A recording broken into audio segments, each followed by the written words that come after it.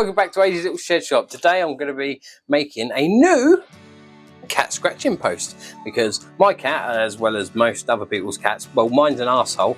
I don't know if yours are, but as usual, as they do with them all, is they tear cat scratching posts to shit because, well, I mean, that's what the job of these things are, isn't it?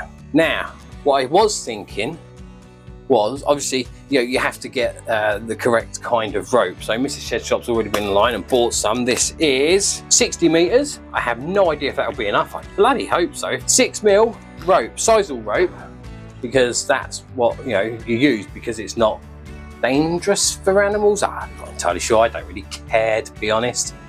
Anyway, Mrs. Shedshop does. She loves our cat. Cat hates me. Likes to dribble on me. Yeah, that's a different story. Anyway, I thought, okay, well, instead of buying a new cardboard bloody scratching post that, it's cardboard, it's going to be pulled to shit, I might as well make one out of wood. Now, I do know that cats, obviously, their claws are horrible and they do scratch everything. So I thought, okay, right, so what if I make one out of OSB? And I thought, oh, I don't know. So when the cat gets through the sisal, which she will, I mean, it's bound to happen, should end up getting to this, and I suppose claws on this would probably peel that apart. So then I thought, plywood, 9mm ply. This is quite nice ply actually, it's hardwood ply.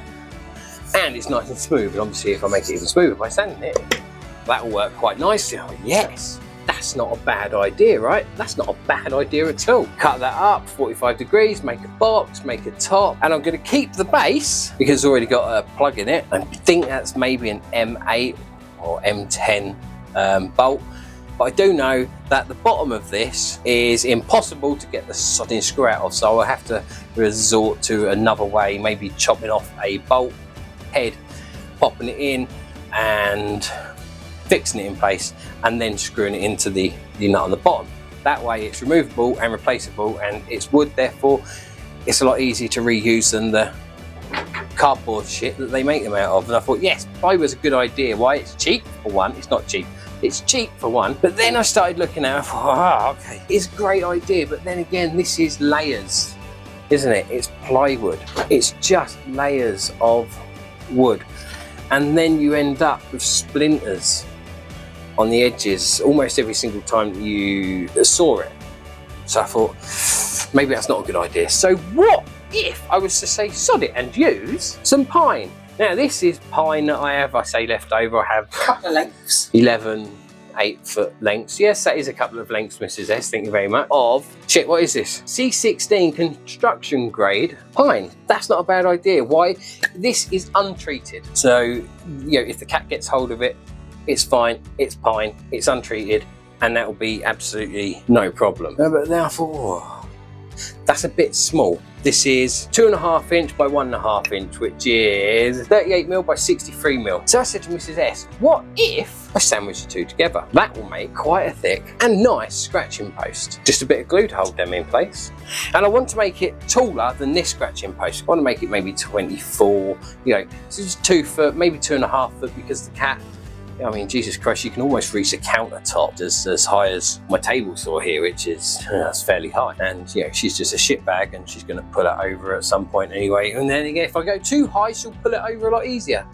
That's a very good point. So I think I'll go 2 feet on the height. I can just gorilla 2 pieces together, and I have absolutely no idea how to attach it. But I did think, what if, because these just undo like that. These have this whacking great bolt in. And I know this bit of plastic is the biggest pain in the arse to get out of this tube, because I've done it before.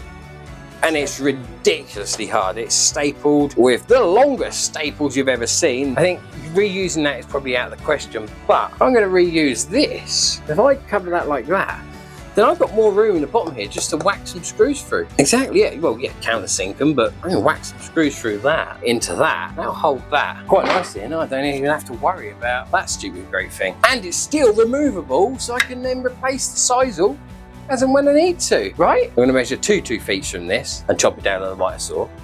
And then I think I'll just whack some Gorilla, clamp it, and hot glue it. I might stick some staples in there just to hold the first part. But you see, there is also one other thing that I noticed. She doesn't touch the bottom 6 inches? So does it need to be on there? Or does it need something else? Or does it need something else? Carpet. Like carpet tiles. I have carpet tiles. That's brilliant. I don't know what to do for the top. Carpet tile on the top. Let's crack on with this, shall we? 600. Yeah. Perfect. Is the non-toxic whatever? No. You cannot have one. And if you're wondering what she's talking about, if you didn't hear that, Mrs. Shedshop was saying some people even keep them as pets because they're non-toxic and they don't bite and they keep them till they hatch. I mean, that sounds a bit weird, doesn't it? I'd like to know. It's outside the shed shop in the garden. It's about that freaking long. I mean, it's huge. An elephant hawk moth caterpillar. I mean, this thing's feckin' huge. I put a picture of it 'cause she's taken a few. I know, here. Bloody thing's insane. Anyway, oh, let's gorilla up.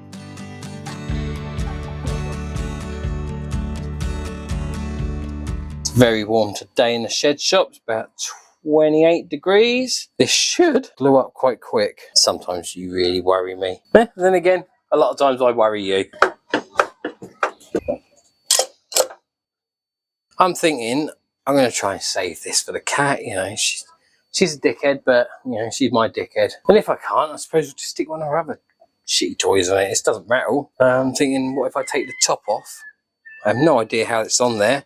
I'm going to use a really crap chisel, not one of the good ones from Rutland's, and see if we can get this off. So it looks like they put that underneath. There, they did. Just lid on it. There we go. Bust it open. Bit of hardboard. Where is it? There, got it. It's tummy trucks. There we go. Ta-da! Got that out. It was harder than what I thought it would be. Take clamps off.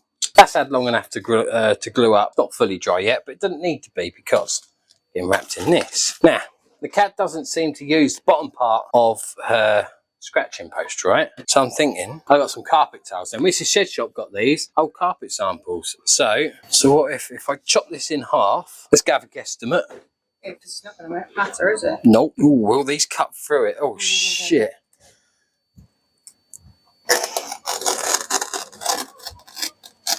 That should do. It's not straight, it doesn't really matter. Tiny little glue gun. I'm thinking, I have no idea what I'm doing. So, Can I suggest them? you can suggest. I might not listen. Epic Glue and clamp. Yeah. Do you want me to glue and you? No, I'm good. I'm good. I'm not a hot gun person. I like this.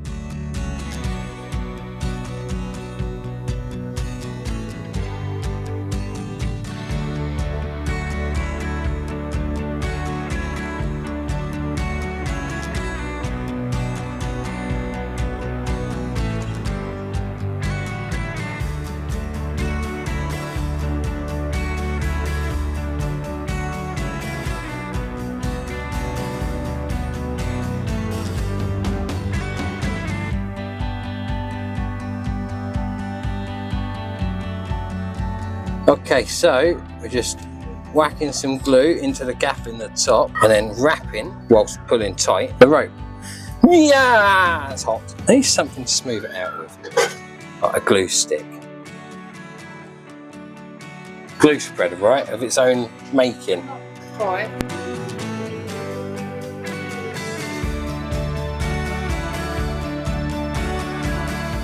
Okay, microphone died, bugger. Actually, receiver died as well.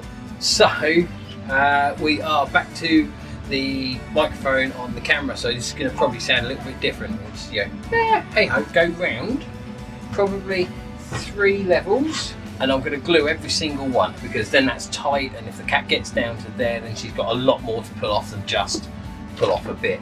And then after that, I'll probably just put a channel of glue up each side, and I'm also going to secure these 3 layers with staples as well, and I have the rounded staples. You'll see, but there probably won't be a lot of talking through this. Maybe a lot of swearing if I burn myself. Probably not a lot of talking though. And I have got a big glue gun, I just don't know where my big glue sticks are.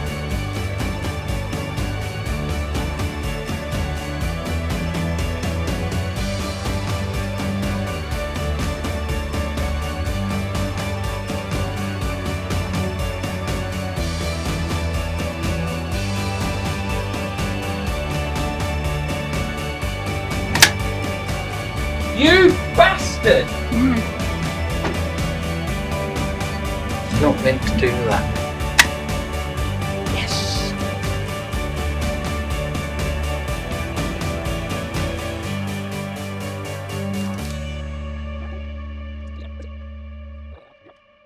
Ha! That's as far as I'm going on that one. Ow!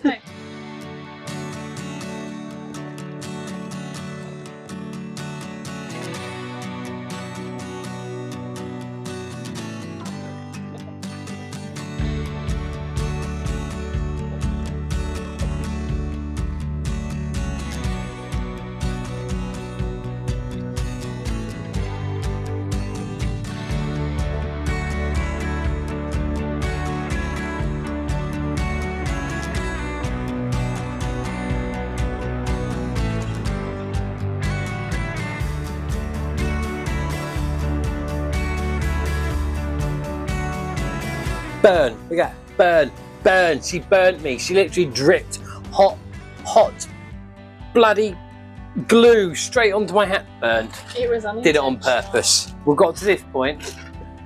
This has taken bloody ages. A lot longer than what I thought. Now for another staple time. Yay, that one went in okay. Am I glad for the help? Oh yes. Otherwise I'll still be here next week. Good system going now.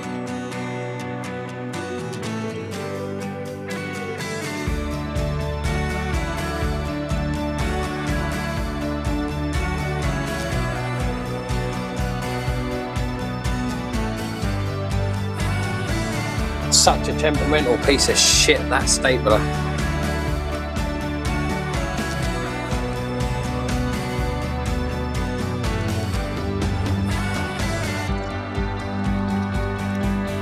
Me and Mrs. Shedshop were just discussing how we're going to finish this top part. Do we just wrap this all the way round and then, you know, finish it on top the same? And I was like, ooh. And she said, well, what would you think? So I think just putting a bit of carpet on top, slap it on top, job done. But actually, what about if we did what they did on the original? So you put a piece on top and then have it flap down the sides and then wrap over those sides. So that's what I'm doing. Doesn't have to be perfect. If I cock it up, yeah, just cut out another bit. And hopefully that will go, get held on there with an absolute boatload of glue. Yeah, I mean it, a boatload of glue. Let's lay this down and glue this up. Go straight up for glue straight on this. Oh shoot, that's a lot of glue, smoking. You know when you think something's a good idea? And then you realise that wasn't a good idea. I'll do this around all four sides. Okay, right, this is now clamped on. These are a workout on their own, you know. These clamps. Oh, these things are awesome. Axminster clamps. So we're going to continue round and then we're going to actually go up onto this all the way up to the top. So we can continue doing that.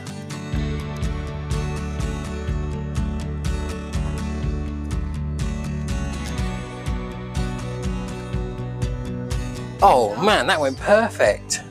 Double stapled. One there and one there. She shouldn't be able to pull that out in a hurry.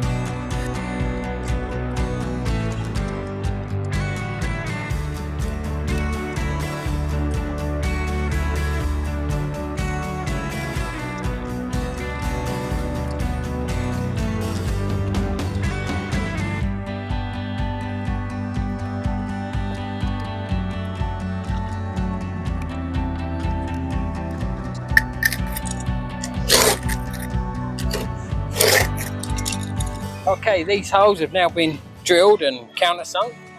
So,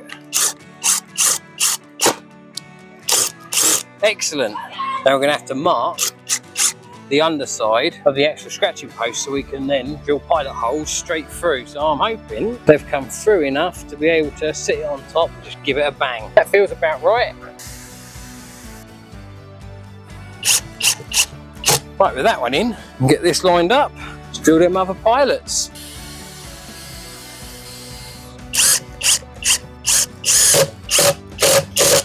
There you go. That is what we've ended up with. I have to say, it's surprisingly heavy, but that's going to last quite some time. Was it hard work? Yep, yeah, it was. Did it take a lot longer than what I thought it would? Oh hell yes, it took a lot longer than what I thought it was going to. So the cat has been running around the house, very unhappy, meowing, wondering where the hell her scratching post is. Remember this thing? Well, I hope she's happy when she gets this new one, because damn, that was knackering. I think it looks great, and of course it's screwed on now from underneath. If I do need to take it off for any reason, like I don't know, replace the carpet bit down the bottom or the top, or just any of the sides, or anyway, still plenty left over. That was a bargain from Amazon. I'll put a link to everything that was used in this, including my wonderful clamps Mrs. S bought me from Axminster. This has turned out fantastic. I think, to be fair, you look at that, you'd look at that and think, oh, you bought it in a shop, right? That's pretty cool. I didn't buy it in a shop, you saw me. I made it. That's now a solid beast. The cat can now scratch the hell out of this and not the sodding sofa. Oh. I've enjoyed making this. I hope you've enjoyed watching this. And thank you for watching A's Little Shedshop. I hope you've enjoyed watching how to make a nice, fresh, super solid cat scratching post. Please like, subscribe, click for notifications, and we'll see you again soon. Thank you for watching.